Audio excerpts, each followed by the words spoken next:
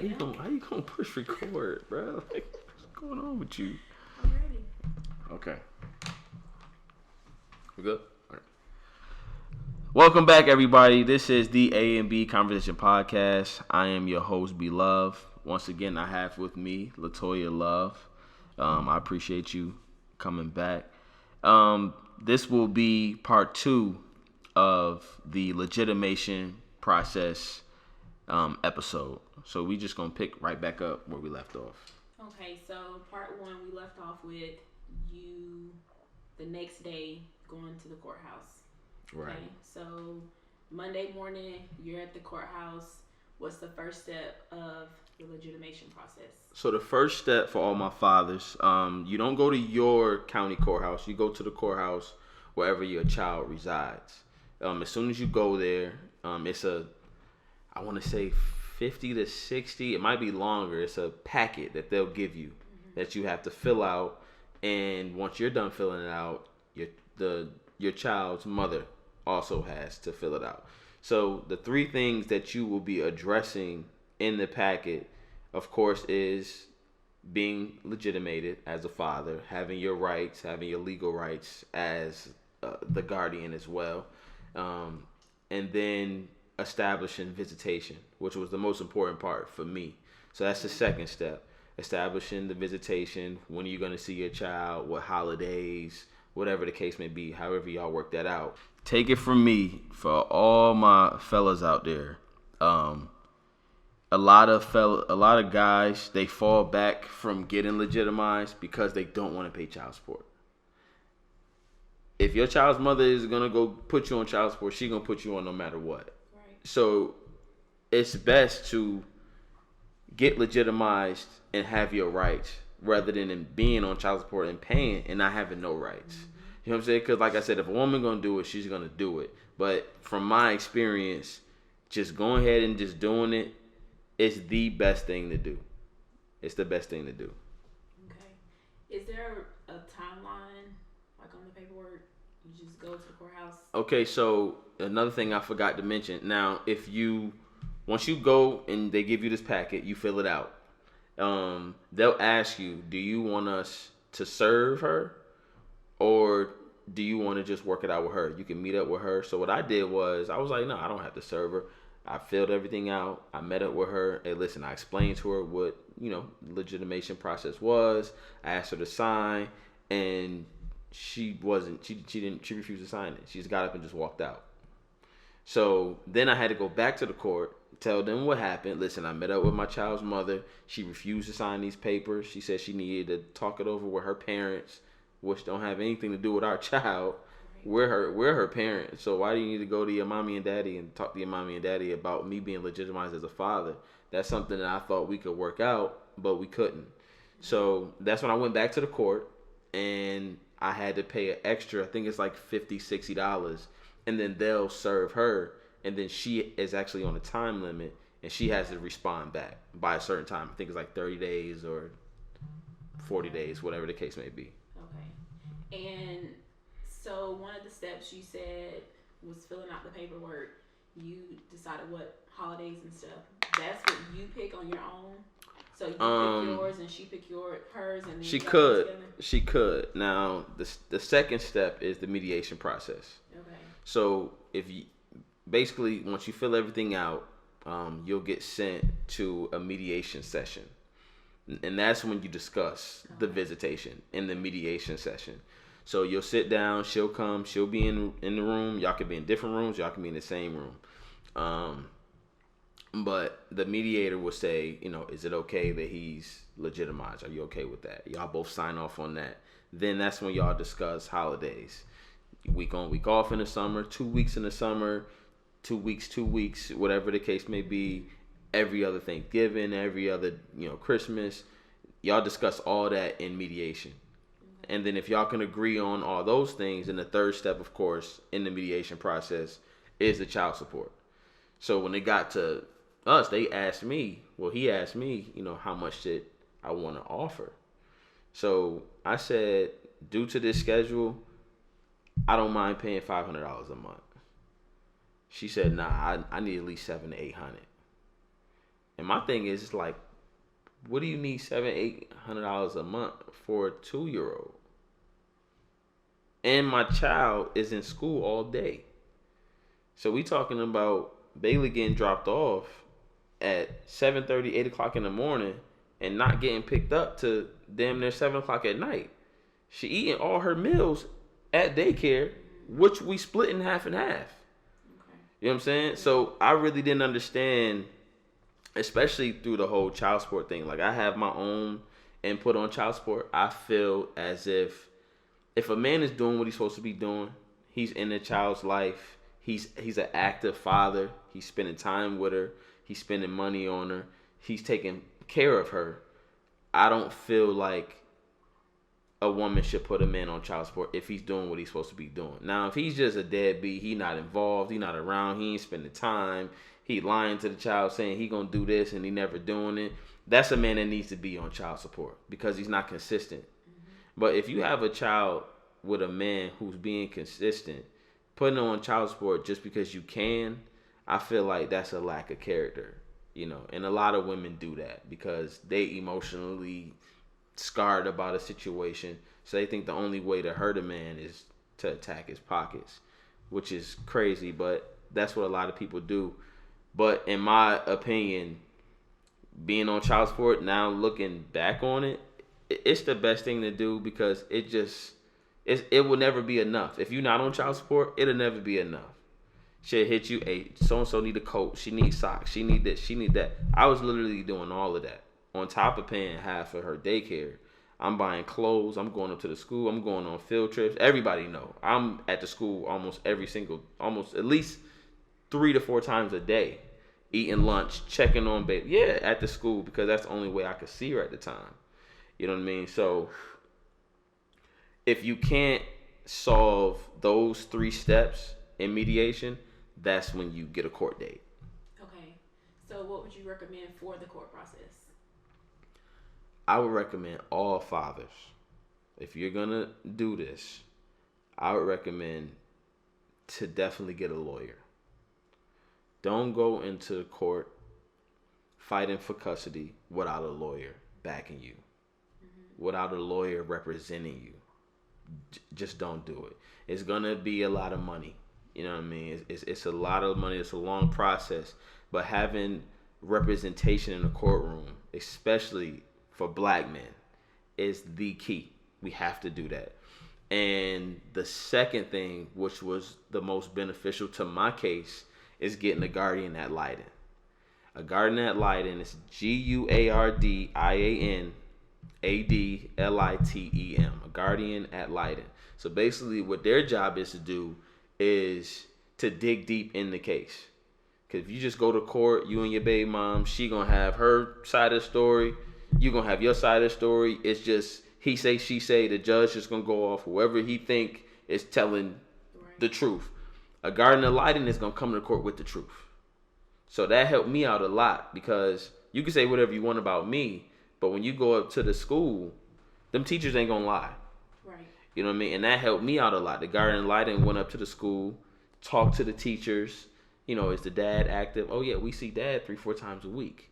Oh wow, so he's active in her education. What about mom? Oh well, when Bailey comes, she's either getting dropped off by the granddad or the grandma. We don't really see mom like that. That helped me out.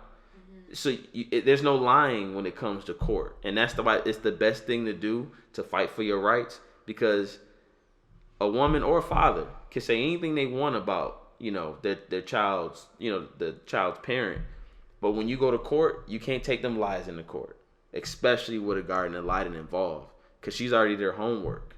Some guardian ad litems, they'll go out to the house, they'll see the living situation. With me, I had my own place. Bailey had her own room. I had a house.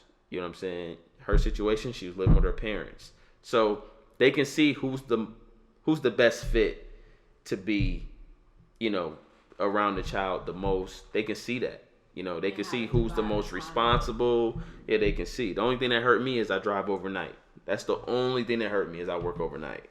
And I still got joint custody. You know what I mean? So those 2 things are, I would say, in my opinion, since I went through it, are key. Getting a lawyer that believes in you, and requesting a garden and lighting. Okay. So, you guys go through the court process or whatever. Mm-hmm. Everything is, done. What are your thoughts on co-parenting counseling? Now, co-parenting counseling, I feel like it could be important only if you guys are disagreeing on certain things. But I feel like the maturity has to be there. It has to be a mature mom and a mature dad coming together with some differences, and then someone can mediate that and solve those problems. Differences about the child and not. Or anything, child, vacations, whatever. What I'm saying, not differences about the relationship and why the relationship. Right. Now, when it comes to that, when you have a child with someone who's still stuck in why the relationship didn't work, you can't. And I realize this: you cannot have a logical conversation with someone that's not logical. It's just that simple. You know what I mean? And I had to learn that because it would be certain situations where, for example, when Bailey was maybe before she went to pre-K, she was doing her ABCs. I'll call, hey, listen, I'll go through A through L, you do M through Z. Oh, I do all that anyway. You know what I mean? Just simple stuff. You know what I mean? So I realized that early in those stages, me just calling and trying to have a civilized, mature conversation and co-parenting, I couldn't do that. Now, some people I would advise it because it would help, but it was just so much negativity. Me going to the courts and getting my rights and having everything on paper was the best thing to do. I've never ever in my life, I'm gonna just tell a story. I've never in my life had to call the police on anybody as much as I had to do with them. I've never called the police on anybody in my whole life. So I remember this was 2017. This is when the process had just been started. And they was pissed when I had them served. Oh, they were so mad. But you refused to sign the papers, the legitimation papers. So now we're in June of 17. The Thursday before Father's Day. So I usually go get Bailey on Thursdays. So I go to get Bailey on Thursday. They said that grandma picked her up. So I'm like, grandma picked her up? Why would she pick her up? It's my time to get her. It's Father's Day is this weekend. Mind you, the Father's Day brunch was the next day at her school. Mm-hmm. Father's Day brunch was from maybe 10:30 to 12. Right. So I go to the school. She's not there. So I call my daughter's mom. And she's like, oh, I didn't know you were going to get her today. I'm like, well, tell your mom, that I'm coming to get her. Because her school was only 5 to 7 minutes from their house. So I called the mom. The mom was like, nah, you're not getting her. This is the grandma. This is Bailey grandma. Nah, you ain't getting her. Why are you keeping me from seeing my child? Like, what is the purpose of it? My baby might not even home. She at work. What are you doing? So I call the police. We go to the house. And even we got there with the police, the papers wasn't signed by the judge. So the only way the police can acknowledge it is if the judge's signature is on it. Mm-hmm. So even all my fathers out there, even when you do get legitimized, it's important to get the judge's signature on that paper. Because that's the only way the cops can do anything. Mm-hmm. So they knew that. So we go to the house, and she still refused to give me Bailey. The grandma still refused. So then I'm like, okay, whatever. I see my baby the next day. I'm going to just have this documented so I can show the judge when we do go to court. Right. The very next day, I go up to the school for the Father's Day brunch. They don't drop Bailey off until 1 o'clock. Just so I could miss the Father's Day brunch. This is somebody in her mom got to be in her 60s. Late 50s, early 60s, doing this, playing games with a 2-year-old. No, Bailey was 3, with a 3-year-old. That just, but I'm so glad that I went because there's so many other fathers that go through the same stuff, and it's so important to get legitimized so you can just cut all the drama out. Now all the drama's behind me now. I don't got to deal with that because I know on paper, I'm going to see Bailey from this day to this day. Ain't nothing they can do to stop that. Right. Ain't no, oh, I know you're supposed to get her, but we want to take her to the zoo. And now at this point, because you have a judge's signature and it's all done, you call the police. The police are on your side. Oh yeah, it's a wrap. Yeah, it's a wrap. And I even though it was so much negativity, so much crazy stuff said about me, it's like you try to be positive. You try to be positive, and you try to not put out that hate, especially around your child. You know, it was so many things said. Like when I first bought my house, my daughter came to me, and she's 3 at the time, and she told me her mom told her that my house, when she come over, she just visiting. She live with them. When she come over my house, she just visiting. Daddy's house ain't her house. She just visiting. I'm her father. But how can you tell a child that about her own father? Bailey ain't making that up. Bailey 3. She's not making that up. You know what I'm saying? So all these negative things that she's getting from the mom and the grandma, she's coming back to me and saying this. And I know they not telling nobody else that. And that's why I wanted to put that truth out. Because they not telling nobody else that. You're not telling your friends, oh, he got health insurance on her, dental insurance on her. He buy her everything she want. They go on 3 vacations a year, but I wouldn't put them on child support. You're not telling nobody that. She got her own room full of clothes, so when he get her, I don't have to bring books. Going up to the school, going on every field trip, know all the teachers' first name, email bases, all that. You're not sharing that with nobody because it defeats what you're doing, the negativity you're doing, the dirt that you're throwing. You can't tell that side. You know what I'm saying? But the thing about the court system, you can lie to all your friends and your family. You can dog your baby father out to all of them. But when you go into the courtroom, it's facts. You got to speak facts. And that explains why through the whole court process, when I go to court when you come and you support me and I bring my homies to support me and family there, you there by yourself. Where your friends at? Bring them to court. I wanted to see all of them because the judge gonna see the truth. Bring your mama. Well, your mama there because she the one doing the dirt with you. But that's it. Where your best friends at? Where your family? Where your cousins? Where your sister? Where your co-workers? Where they at? Why they not in court to support you? Because if my family was down here, the whole courtroom would have been full of all my people. Aunties, uncles, cousins. We would have been in there deep, 30 deep, fighting for my baby. Why your people ain't here to support you? And they right here. You know what I'm saying? So that's the important part of involving, and you don't want to get the people involved, but in certain situations, you have to. You have to. And the last thing I want to say about just the whole co-parenting thing, it's best to have the best relationship with your child's mom or child's father. But when the level of disrespect is just crossed so many times, it's hard to have that level of respect for someone. When they show you that they don't really give 2 fucks about you. You know what I mean? So the last situation happened with my mother. And everybody that know me knows the situation between me and my mom. We don't talk. But my mom told me, she got mad I wouldn't send her money one time. And she told me when my daughter's mom was pregnant with my daughter, she told me she didn't give a fuck about me or Bailey. Well, she didn't know it was a girl at the time. But she said, I don't give a fuck about you or that baby. So I said, okay, if you crazy enough to say something like that was my last straw when it come to my mom. Like, that was my last straw. Like, so I felt totally back. But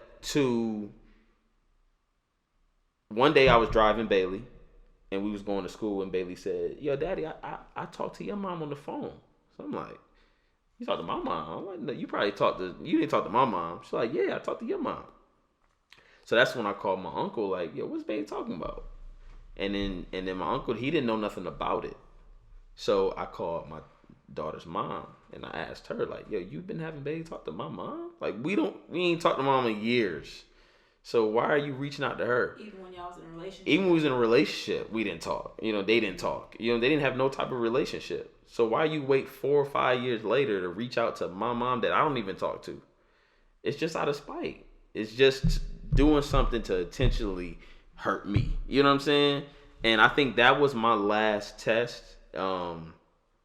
Literally, um, when it happened, in my mind, I'm thinking, what are they doing? You know what I'm saying? Because I pretty much can guess anything they do because they doing everything out of spite.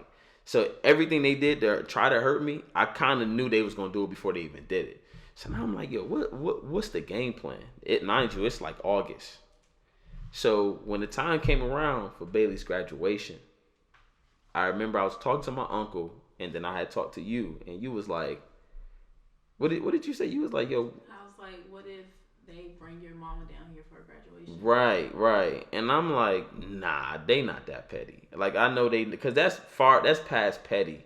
You know what I'm saying? Knowing the issues that I have with my mom and stuff, like that's past petty. That's on a level of just like evil. You know what I'm saying? That's like that evil range. So I'm like, nah, they wouldn't go that low. But lo and behold, we get to the graduation and we see who's there. You know what I'm saying? So I was just like, wow, like I'm glad that mentally I have the maturity to just block that out and ignore that because I already know where it comes from. It comes from that state of evilness from my daughter's mom and grandma. They want to do evil stuff to get me out of my pocket, to make me do something crazy. But I felt like the way I handled myself and I conducted myself at that graduation, that's why I was blessed to get all the time that I got. The judge granted me all the time I asked for. Every time Bailey is on a break, spring break, fall break, winter break, Bailey with me. You know what I'm saying? Joint custody. Joint custody. And the major thing the judge did was gave me all rights over her education, which was a blessing. You know what I mean? And I didn't even think I was going to get that as a father, but I was blessed with that. So for the fathers that don't understand the process, never been through it, you said the judge granted you education. Mm-hmm. What are the other sections or groups that is broken into, and do you have a choice of picking this versus the next? Okay, so for everybody, there's 4 sections. So you have education, you have health, you have religion, and then you have extracurricular activities. Usually, they give the mom health and education, and then the dad gets extracurricular, and the dad gets religion. You know what I mean? But if you're an active father, you have to show that you're active. If you're an active father, they're going to give you one of the main ones, which is health and education. They're going to give you one of those, and they're going to give the child's mother the other one, and then nobody really care about religion. It's or extracurricular activities. Well, fathers care about extracurricular activity because we want to put our kids in football, basketball, soccer, swimming, whatever the case may be. So they usually give the dad extracurricular activity unless the mom fights against it, because it's usually the dad that puts the kids in sports. But usually the mom usually gets health and education. Mm-hmm.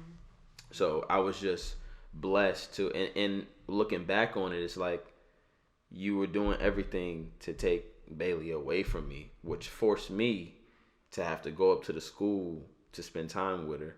Mm-hmm. And in the long run, that negative act helped me out. Because now I'm at the school, I'm getting cooler with the teachers, I'm talking to the teachers. That was my only way to see her. So in the long run, that negative act that they did helped me in court. Because I knew all the teachers. I was at the school every day, 3-4 times a week. So that helped me out in the process. Right. Okay. So, do you have any other advice for? I do. My main thing that I want to stress, besides the getting a lawyer and the Garden of Leiden, the main thing I want to stress to all fathers is getting legitimized while you and your child's mom are in good stands. While y'all still cool, while y'all still going on vacations together, as soon as that child is born, go get legitimized. That should be the next step. That should be the next step. If you guys are not married, as soon as that child is born, go to the court. It's just like when you get married. you go get a prenup. I feel like getting legitimized is just as important, if not more important, than getting a prenup. Or get legitimized is more important than signing the birth certificate. It's way more important because it don't mean all you saying is if she want to put me on child support she can. This is the person that's all it means. That's all it means. If she want to put me on child support, I'm acknowledging that I'm the father and I'm gonna pay. Right. When it comes to legal rights, it don't mean nothing. So all fathers, while you before the breakup, because everybody we usually go after the breakup because that's when we look into dang, when can I see her, blah blah blah. We get legitimized when things get ugly. Get legitimized when things is on point, when things is good. Talk about it. So it could be a rational, logical conversation. Right. If we were to break up, I love you to death, but if we were to break up, I want my son or I want my daughter this time. I want to be over education. You can be over health or vice versa, whatever the case may be. But once the breakup happens, that's when everything get ugly. And that's why you got to go pay for lawyers. And so to X all that out, all them thousands of dollars that you can spend out, just go get legitimized while everything is good. You sign it, go get it notarized, get a judge to sign it, and cool. If y'all break up, that's y'all gonna follow that. If y'all don't break up, then y'all won't need it. Just like a prenup. If y'all never break up, you won't even need that piece of paper. So that will be my advice to fathers, to just go do it before it gets ugly. That's it. So I have one more question. Mm-hmm. So the time frame, everybody's different. How long did it take you? I started the process in February of 2017, and we didn't get everything signed off and finalized to October 23rd, 2019. Okay. So it took me about a year. Well, I got everything, all my rights, April the 10th, 2019. But my daughter's mother refused to sign the papers, so that extended it all the way out to October 23rd when the judge and the lawyers basically made her sign it. Mm-hmm. So the whole process from start to finish took about 2.5 years. Okay. Yeah. Okay. And I definitely want to say during that 2.5 years, that was a long, stressful process. I want to thank my lawyer, Attorney Bullard. Her and her team were absolutely amazing through the whole process. I definitely want to give a shout out to my gardener, Leiden. She helped me out tremendously during the process. I want to say thank you to my OG Jackson, my big cousin. He was there for me through the whole process.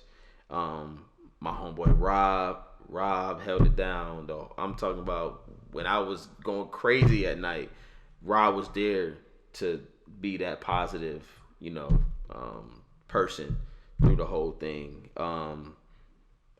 You definitely was there through the ending of the process to help me through it. My cousin Tasha was always there through the whole process, just always with positive words. My homegirl Dreek, my homegirl Tatiana, and everybody who reached out and had something positive to say about the whole situation and kept my head on straight, whether it was through Instagram, text, social media. I just want to say I thank everybody for being there and having some positive things to say through that whole process. I really appreciate it. But I'm just so glad that I put this video out. Like I was saying in part 1 about the whole Nipsey Hussle thing, if anything happens to me, I'm glad that Bailey can go on YouTube years from now. And I just want her to know that she had a father that fought for her. She had a father of character, and she had a father that cared about the time that he spent with her. So I'm never going to say nothing bad about, none of that family on the other side to her. You know what I'm saying? But I'm glad that if anything happened to me, like I said, she can go on YouTube and she can see my truth. So that's why this was important at the same time as educating other fathers about this whole process. Because when you go through things in life and you retain information, it's not knowledge unless you share it with people. So knowledge is only knowledge if it's shared. If you don't share it, it's just information. And I'm just glad I have this platform to share my story, what I've been through, and to educate other fathers to be in their kids' life and just do better. Go get legitimized, fathers. That's it. I'm good. What's good, family? We appreciate everybody for tuning in to this episode of the A and B Conversation Podcast. Don't forget to like, comment, and subscribe below. And make sure you follow us on IG. Yes, we'll see y'all next time.